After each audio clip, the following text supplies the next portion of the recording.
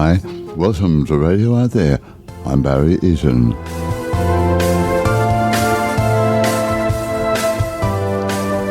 And we will be travelling out into space, investigating, doing all sorts of things with Duncan Rhodes this week on Radio Out There.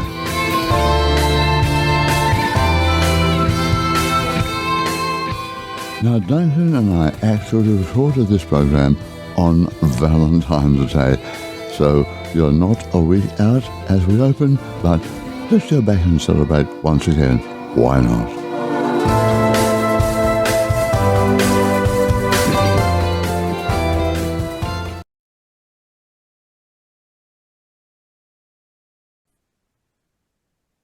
Duncan, good to see you. Our first time together in 2025. Good morning, and it's Valentine's Day here in Australia. It certainly is. So there we are. A loving program coming up here now.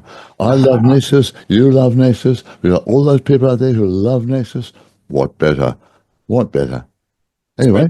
Share the love around. Yeah, I agree. Let's start today. Well, we've talked about that in the past before, how love is so important in our universe, in our lives, everything, isn't it? So important.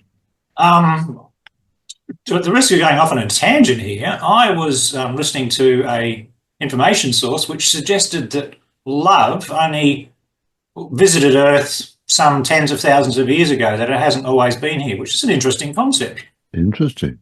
Yeah. Never thought of it that way before, but it's a couple of different creation narratives which suggest that in the beginning everything was harmonious, but without love and without negativity. And then somehow, according to one of the creation narratives, which is the Ringing Cedar books, they suggest that negativity visited the planet, and then God or the universe decided we need a counterbalance, which was unconditional love. And there you go, interesting concept. So it is, yeah. There you go. More bits of thoughts. We'll be talking about the ancient past and all sorts of things very shortly. But first of all, I want to talk about a great story in the new edition of Nexus, the history of spyware. We know it's all around us, but I didn't realise it goes back to 1916, to Crypto AG. Wow, that goes a long way. What an interesting name for a company, yeah. The issue we're talking about is this issue of Nexus magazine, and the article we're talking about is Digital Mercenaries, A History of Spyware by Tim Coles, who is writing very good quality and regular articles in the magazine on a variety of subjects. And this one is no exception. The good thing about this article is, from my point of view, you see, Nexus has been going for 30-something years. And in the early days of Nexus, before the internet, we were the only sort of alternative media publication that I know of that was covering this sort of topic. There was backdoor software that had been sold to government institutions, big corporations, and it had a sort of secret access through the back end of it.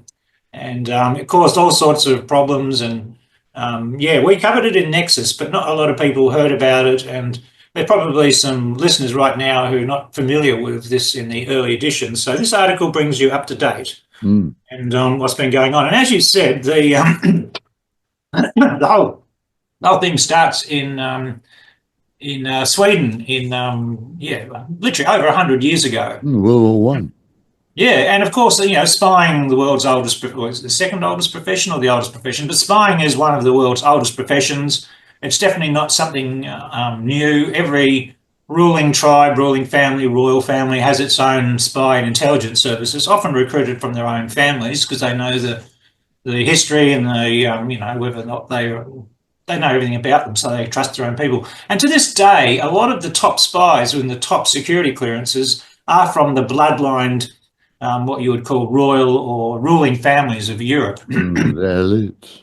Yeah, interesting. And so over a period of time, it was this company, Crypto AG, interesting use of, they were calling it Crypto AG back then. It was moved to Switzerland a few decades later, more because Switzerland was seen as neutral, still is to a degree these days, and it meant that it was a sort of safer place to interact or to use software from. It wouldn't be seen as being on one side of any of the alliance groupings of the time around, just before and around World War II.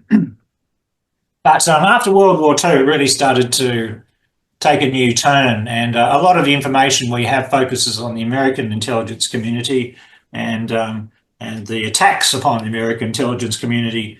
And there's a variety of different softwares mentioned in here and companies. Regular readers of Nexus from a long time ago will recognise the PROMIS software, PROMIS. I don't recall what the acronym stands for, but it was a type of software used by the top intelligence agencies, and it was sold and encouraged to go around. But from memory back then, it was discovered that Israeli intelligence was able to penetrate any computer that had this installed. So the general consensus amongst people who are familiar with world geopolitics is that the Israelis are always very informed, often informed ahead of time.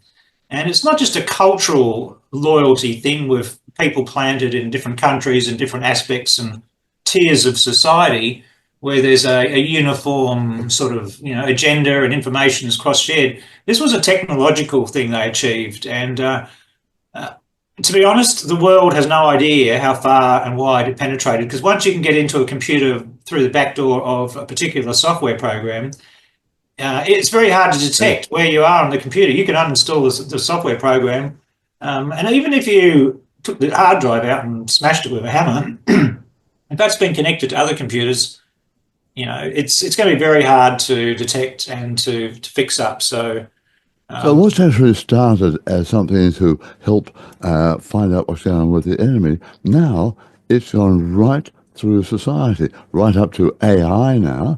And where does it go? Where does it end? In modern society, one of the things that readers are going to pick up reading this article is that every now and again, when you're visiting a new website, for people who still use the internet and visit websites, you will find a thing pop up on the screen saying that you agree to accept these things called cookies, or you want to reject all cookies, accept all cookies, or maybe accept some cookies. And everyone's got a different thing. Some people are fortunate enough to have a blocker up which stops all cookies, which you can do with some of the software engines like Mozilla and Firefox. You can tweak them a bit and have a lot of control over pop-up windows, pop-up ads, pop-up cookies. The downside of stopping all of those is if I went to an airline company, their pop-up window or a hotel booking thing, often those pop-up windows are essential.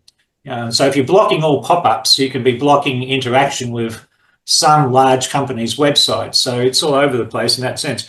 But the cookies are the things which these days we are sort of told that the cookies are being used more by big corporations for advertising purposes. They want to know what sites you visit, what products you buy, what you're thinking, what your political preference, sexual preference, dietary preference, religious or spiritual preference, all those things. Cookies seem harmless on their own, but they're sort of collected by the big agencies. So in this day and age, people who really read Nexus and who are informed, personally, I think there's no real privacy, and there never will be. I've been aware for 20 years by talking to people on the inside that every keyboard keystroke is monitored and recorded from satellites. From satellites. You're punching a little keyboard, doesn't matter if it's a Wi-Fi connected or a cable connected. Every time you press a keyboard key, it's recorded in satellites, and artificial intelligence files it and monitors it and goes in with your thing. So technically everyone's keystroke, and it applies to the mobile phones too. Every time you press anything, everything is being recorded permanently and analysed, not just for advertising purposes, but to assess your character profile. Because if you one day decide to go into politics, all this information about your background is available to the spies and agencies that can access that, and they can do an assessment, a threat assessment on you, and know your real inner true self based on what you've said, what you've thought, where you visited, etc. So you can't really hide from anybody. The So article's not is this depressing. purely at a security level at the moment, or is it coming down to daily activities so that we can be controlled in the future? Well, I think people are already controlled, but they think that they're using their own free will to do things. Um, so you could almost argue that a good 50% of society is already controlled, Mm. but those 50% of people think that they've got free will and have choice in what they're doing.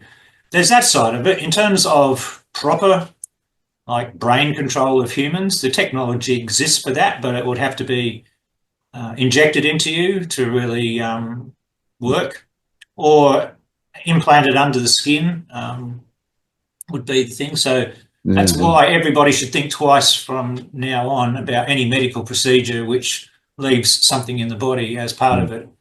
Mm. I think in the near future, you're going to see a resurrection of implantable chips with a new level of technology, Mm. and they'll be using it to, keep track of your children or other things. But anyway, we'll wait and see how that goes. But this article, and towards the end of this article, it basically reminds every user that, I mean, you can't make this up. I mean, right now in society, every single person voluntarily purchases a mobile cell phone, a smartphone, Mm. and walks around with it on their person all day, every day.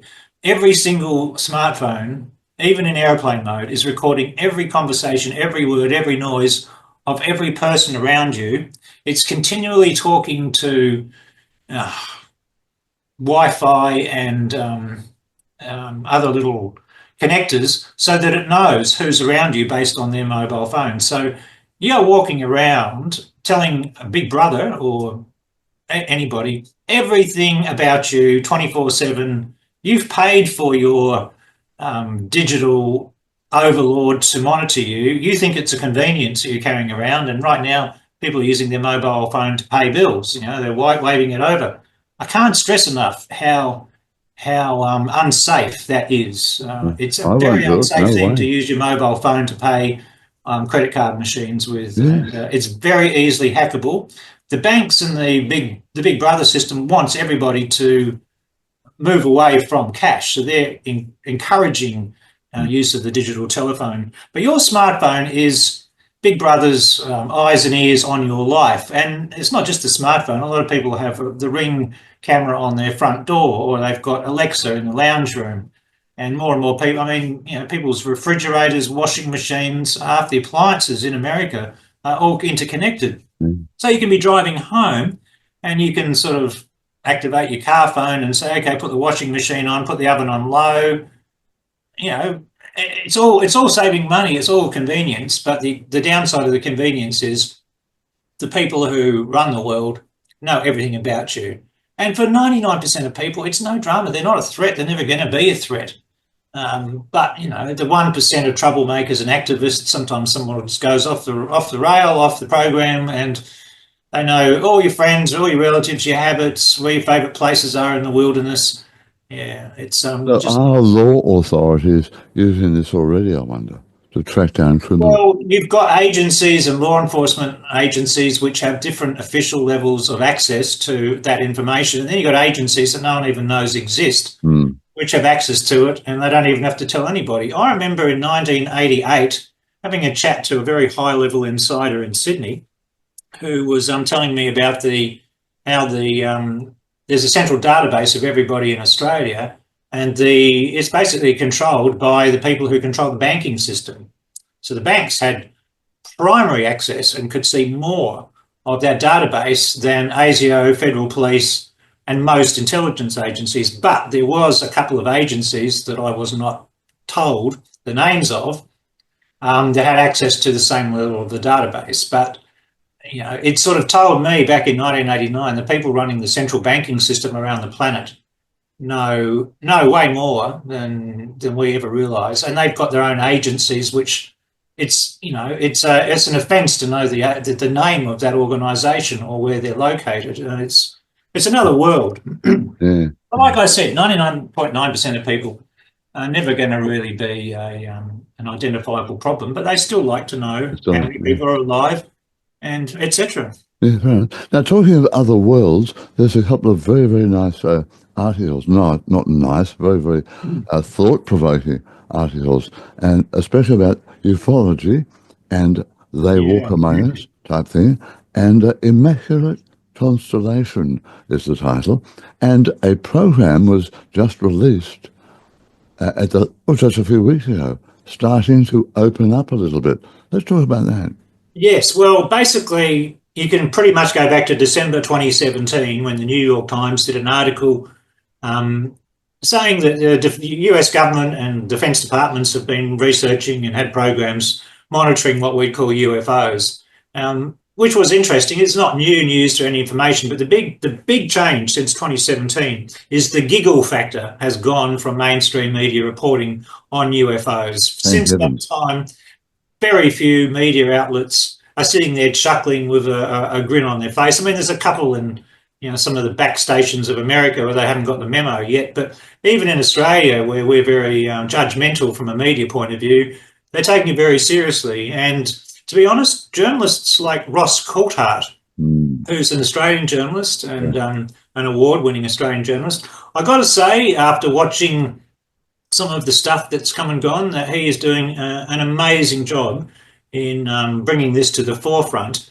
But so I've got to say, it's like the gate has been opened and people like him have been sort of quick to spot the opening, the potential, and where it can go. And kudos to him for what he's done. I don't believe he's been tapped on the inside by insiders, but the way Ross Coulthart has handled reporting the ongoing UFO disclosure has been very professional, and it's caused more people who have inside information to reach out and talk to him and talk to sort of his camp.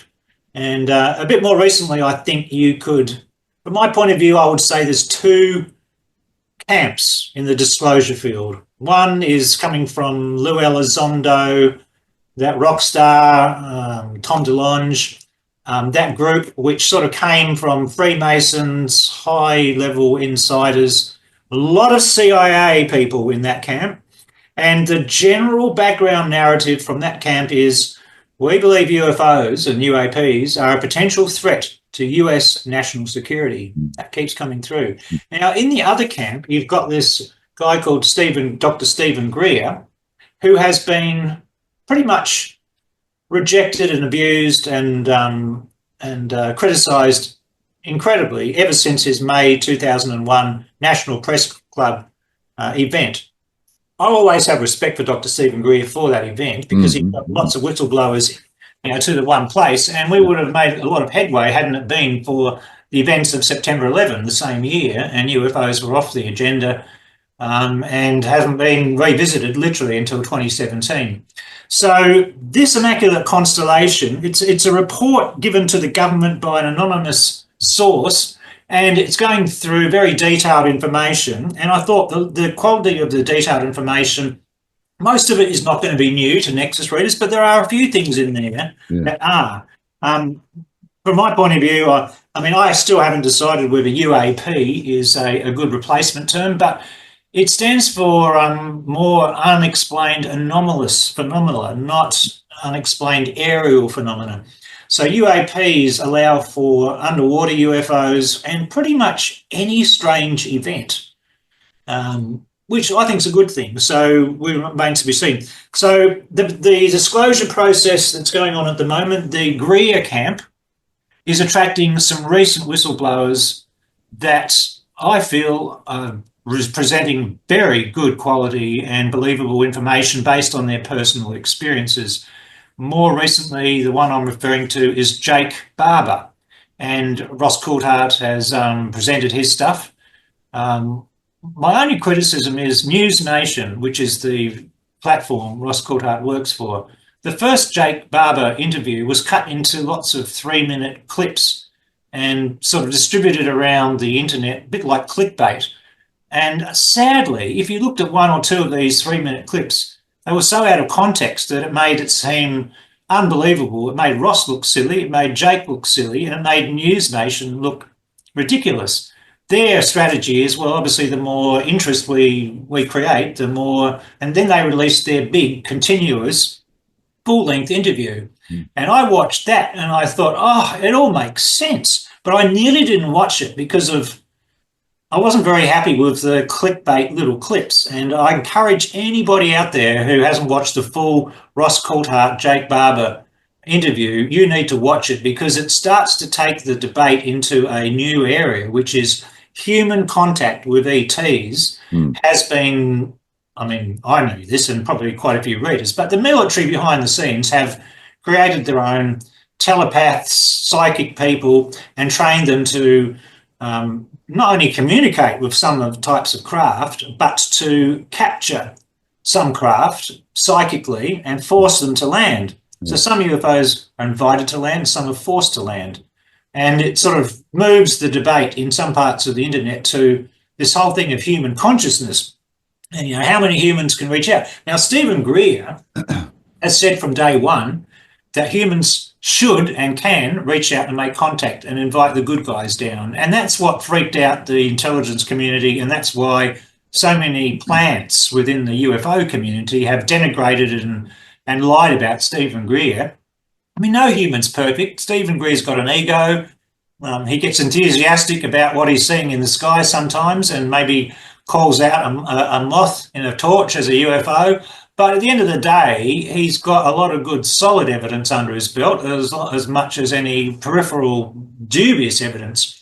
And he's always maintained, don't wait for the government to disclose. Don't trust the government, the agencies, and form your own human contact. This is the way forward. Otherwise, the government's always going to lie. The government's always going to want to keep its secret technology. And he's right.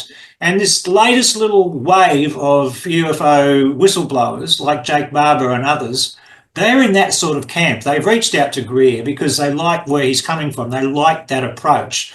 They're saying, you know, nobody can copyright or trademark the skies. Nobody has got dibs on an ET race, saying you can't communicate to them. And I personally feel that the more humans that develop their own personal and group connections with non-humans, the better it's going to be for everybody. Because if you leave it to the US government, Trump in or Trump out, nothing good's going to come from it. And that's pretty much been said by a lot of ETs who visited here and got out and chatted to us. I mean, one lot basically said, you know that mankind's going down the right path if the USA returns to the gold standard around the same time it comes clean with UFOs. And the other day, there's a rumour coming out of Trump's office saying he's considering returning to the gold standard. I nearly fell off my chair. Blew my mind. So when it comes to Trump and what he's doing, don't take anything at face value, especially what he says with the Middle East, but just watch what actually happens, regardless of what he says. And it could be that he is one of the disclosure things. Now, back to the original article. Back to the article. One of the things that jumped out at me was some wonderful information there, but how many different kind of craft there are, UAPs, soil, what you want. There are so many different ones, and they all have very different features. So there must be lots of civilizations being here.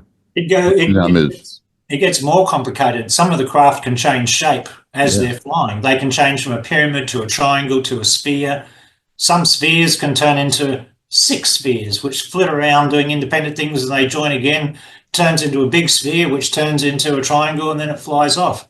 You definitely see, and as was discussed in here, how some craft can literally fly into the side of a mountain and there's no collision, there's no debris, there's no hole opens up to let the craft in. It just penetrates solid matter. So there's a lot going on, and this constellation report it contains a breakdown of a lot of the different types. And yes, it does suggest we're being visited by many civilizations. And what's interesting, if you step back from, and this is not in the article, but it's just a personal reflection. If you step back and look, most of the visiting civilizations are very humanoid in features. I mean, you have reptilian humanoids, but you've got humanoids. And it's interesting to see how many of them have made contact with humans in the last 100 years and said things along the lines of, well, we are your ancient, distant ancestors. You are relatives of ours. You are descendants of ours, which again gives nourishment to the concept that mankind millions or hundreds of thousands of years ago had advanced technology and achieved space travel and left the planet in large numbers to explore the galaxy in faster than light vehicles with inertialess drive and anti-gravity.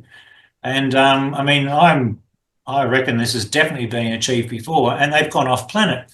Meanwhile, the folks back home after a few thousand years have been wiped out by the next asteroids or massive ice ages, because I mean we have definitely had humans on the planet, and then they've all been wiped out, and we've been restocked. They've been wiped out, and we've been restocked several times. And, some of the narratives out there suggest that we were restocked by our ancient ancestors, who some of whom keep a track of us. Others, and then you've got probable realities, different timelines. You've got the idea that some of the visitors are from our probable futures.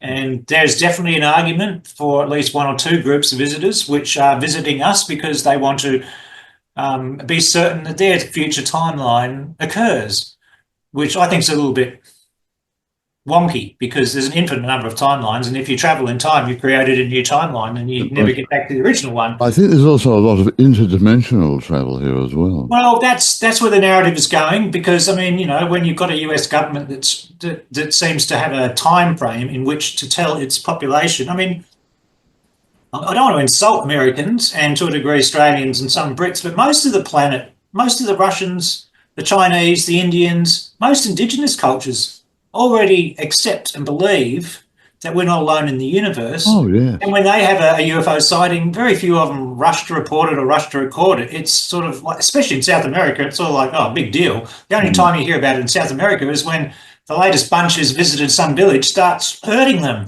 or, you know, not getting along. And but in the West, it's sort of like you have to treat them like kindergarten kids, and you have to break it down and make it simple. So they're being told that some visiting craft have a type of awareness or consciousness.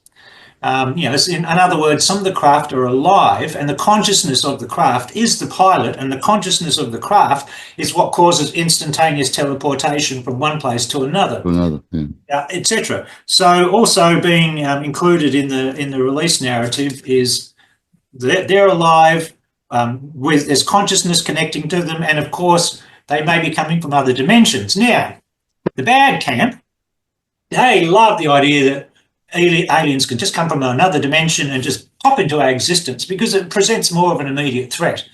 And, you know, what are these guys? Are they good, friendly, or neutral? So the camp who's into, you know, these guys are a threat to US national security. They love they come from other dimensions because it matches and moves in with the idea that all these ETs are demons. And I cannot stress enough how strong the Christian mentality is. It's not even the Catholic or Protestant Christian, it's that hybrid Mormonism, American Zionist Christian, which is just a nonsense. But demons are, you know, and there's no ETs, there's no aliens, there's demons. And a lot of people in the Pentagon, a lot of the generals, and a lot of people in the intelligence community focus, they are in on that level. I mean, when you brainwash children into thinking about God or whatever, that stays for a very, very long time.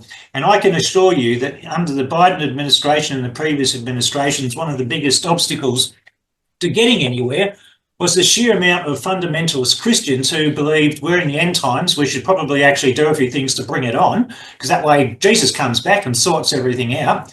And there's also the narrative that you know, these ETs are demons, which means they're bad, and they're all bad. And it's an acceptable belief framework to frame these ETs and UFOs in.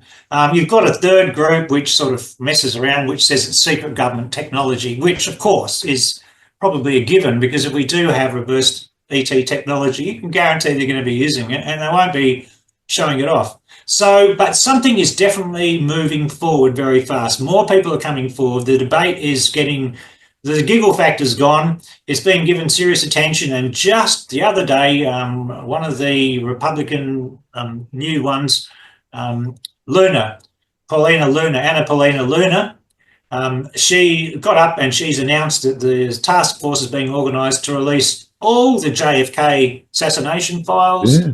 Martin Luther King assassination files, Robert Kennedy assassination files, 9/11, Epstein's lists, and UFOs. So, I mean, Yeah. most of us have grown up all our lives watching politicians make promises, get elected in, and 90% of the juicy ones never seem to be coming addressed. So to see an incoming administration doing what it says, and I'm neutral on Trump, right? I watch America, and I've always said right wing, left wing, same chicken. But I've got to say, to their credit, the incoming administration is definitely positioning itself to go gung ho on releasing the files. So a lot of people are waiting to see. I mean, I'm in the camp that believes that the motive for assassinating Kennedy was that he was going to tell the world about UFOs and the fact that the CIA and the Defense Department had gone rogue and had developed anti-gravity and teleportation. And a lot of people say the motive for his assassination was, he was going to expose that Israel had a nuclear bomb. But whatever it was, Kennedy had moved against the deep state with his executive orders. He made statements, and he was talking to other international world leaders about rejecting the deep state, the central banks, being in charge of your own currency, making America sovereign, and weeding out the stuff.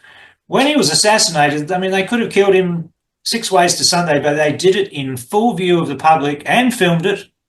Don't forget, Zapruder, who filmed it, was CIA. His dad was fully fledged CIA. And then they had the inquiries, the Warren Commission, and they exonerated themselves. It was a message to every other national leader that Kennedy had talked to. This is the power we have behind the scenes. We are in power, and we've just assassinated the most popular man on the planet in full view of the public, filmed it, and we've organised several commissions and exonerated ourselves. And yeah, so it's going to be very interesting to see what comes out and all that. What was the name of that author over there? Was it Jim Mars or something like that? He was he wrote that whole theory, didn't he? That a lot of people. I mean, there's probably been 1,000 books at least on the Kennedy assassination. And what's really weird is there's been at least 3 people make deathbed confessions saying I was the shooter, and they've released incredible detail. Yeah. And it leaves me with the impression that they did organise at least 2 to 3 separate shooters. Each shooter didn't know about the others. Each was given a different position and to shoot from. Each was told exactly the minute and the second they had to fire the bullet or something. I don't know how you organise that, but the Republican Luna was saying that the files indicate that there was 2 shooters. I mean, she's already dropped that little tidbit announcing that they're going to release it. She said, and by the way, it looks like there was 2 shooters. So it's going to be a watch this space. The next issue of Nexus might just be a bonus one. We might have Epstein's, we might have it all in there. But yeah, this is going to be very interesting for Nexus readers all over the place. Okay, let's go back to the magazine now. Following on from that article we were talking about before, I saw the one about Eric von Daniken being interviewed. They are here. He is totally convinced and put some very good points out, doesn't he, about archaeological evidence of prior visitation. And he starts off talking about the gods. Now, I've always thought that the gods, who are supposed to have arrived in flame and smoke and whatever from above, in all over the world, they are obviously from other worlds. Well, yes, in some cases, and maybe no in another. I mean, just follow me through, for example. And yes, there's an interview of Eric von Daniken in here, and Eric von Daniken is saying that he absolutely believes the ETs are here and have been here for as long as humans, if not longer. He doesn't go into any speculation about why they stay hidden or whatever. And of course, he does, as you know, I mean, his first book, Chariots of the Gods, was implying that the gods were flying UFOs and weren't necessarily gods. They were extraterrestrial visitors. And interestingly, most of them were humanoid and had humanoid desires. And if you look at the gods of Rome and Egypt and ancient India, a lot of them had, super technology, but they still got jealous or lonely or angry or, overwhelmingly felt good. I mean, they seem to have human emotions, which I think is very interesting. My understanding, I mean, if I was to write a book tomorrow, I would say that there definitely was a global high-tech civilization just destroyed around the time of the Younger Dryas event. So that's 13,000 BC or 13,000 years ago. There was a global high-tech civilization, and it had massive rock cities on every continent. It flew around, air travel was going on, possibly space travel, I don't know. But the focus of that civilization definitely would have been in the continent area that we generically refer to as Atlantis. And whatever destroyed Atlantis disrupted the entire ecosystem and everything on the planet. And tsunamis and ocean sea levels rose and changed, and every coastal city from 12,000 years ago would be now 200 or 300 feet underwater, and that's, and then covered with silt and sand on top of it. And we see evidence of this today off India, and we see evidence of the surviving places inland and up high. And the TV shows like Ancient Aliens are full of examples. So follow me through here. If you've got a bunch of people living on this, the centre of the civilization was the island of Atlantis, just like right now you could say the centre of technology 20 years ago was the USA, even though, it's elsewhere. If you knew in advance that you'd stuffed up and the planet was going to be, flown up or destroyed or something bad was going to happen, very likely some of the more, I wouldn't even say they were nice people, but there were definitely top scientists who knew that the poo was coming down and they were going to be destroyed, and they got in their little craft with their servants and their equipments, which included robots and other technology, and they flew to places like South Central America and landed and said, all right, all you different groups and villages, we're in control now. You are the priests, you are the gold miners, we're going to build stone cities, you're going to be mining gold. I'm your god, I'm going to come back every 10 years and you better have a pile of diamonds and good food and nice women for me. Same with Egypt. They went to Egypt, did the same thing there. A different lot went to Egypt. And that's, in my opinion, some of the civilizations in the last 10,000 years might not necessarily have been ETs or humans from afar.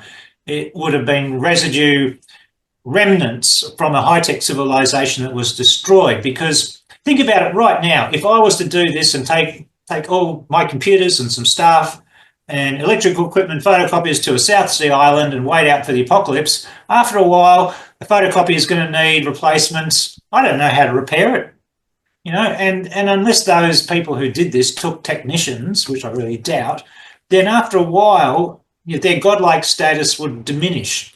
Their technological ability would diminish because they can't replace and repair, and you would have devolved technologically. And if you look at the most ancient cities, the most ancient parts of the city are the most advanced architecturally, with building styles, and the artwork is and the paintings and everything reeks much more advanced. So you go back 2,000 years, and the hieroglyphs of Egypt are rubbish. The temple constructions aren't so good around India as they were thousands of years before. So I think it's a case of we've had leftover survivors from our own high-tech civilizations revisit us, as well as beings from the stars come down here at other times. So weighed between those, and I think you've got the correct picture. Yes. So a combination of von Daniken and also the other story we've got there, certainly for me, puts the icing on the cake of civilizations among us. And I honestly believe from my research and a few spiritual contacts that the Earth was originally seeded from other worlds. I 100% agree. I'm a big fan of the narrative, the creation narrative that Robert Monroe from the Monroe Institute put in his book Far Journeys. Yeah, it's the only creation narrative which talks and describes the mass extinctions as part of a purposeful search for something.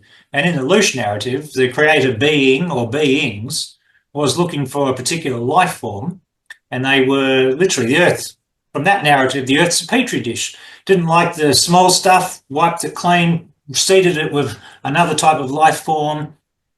Didn't quite get what they were looking for, but there were some aspects of it, kept some of the ones they wanted, upgraded them, changed them. Every mass extinction is absolutely described. And we know in the geological, archaeological record that before each of the 3 mass extinctions was all these particular life forms. After that mass extinction, they're gone. And instantly after that mass extinction, there's a whole lot of new types of life forms with no continuity. So if you're looking at it impartially and without any dogma attached, you would have to now agree that Earth is a petri dish planet, and some life form or life forms have modified it in looking for the desired life form. Now, in the loose narrative by Robert Monroe, the desired life form was achieved, and you would describe it as a human with feelings. And so the last petri dish rearrangement was a rearrangement to get rid of the Tyrannosauruses and everything that wants to eat a human, because they wanted the humans to flourish. And in that narrative, they say that once they got the human going and it's happy, and they discovered these things called feelings were being produced, not just by humans, but by some of the other animals, they did a whole lot of changes. And in that narrative, it specifically says that the creator beings made all these changes, but at that point also, they split each species into 2 genders. So the loose narrative implies that before humans came along, everything was asexual, there was no male or female.